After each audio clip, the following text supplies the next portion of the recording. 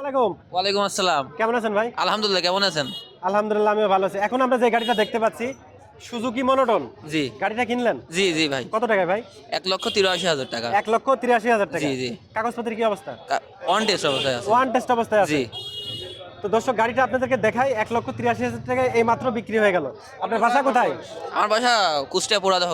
কুষ্টিয়া পোড়াদহ। জি। আলমডাঙ্গা পুরাতন মোটরসাইকেলের হাটে এর আগেও কি আসছেন আপনি? জি না, এই প্রথম। এই প্রথম আসছেন। জি তো গাড়িটা কিনে কি সন্তুষ্ট হয়েছেন? জি অবশ্যই। তো কি গাড়িটা কি আপনি কিনলেন? তো ভাগ্নে কিনলো। তো আপনারা এসে সহযোগিতা করে কিনে দিলেন। তো গাড়ির পাশে আরো কারা কারা আছে আমি একটু দেখাই। তো ভাই আপনি কি এই গাড়ি কেনার জন্য আসছিলেন?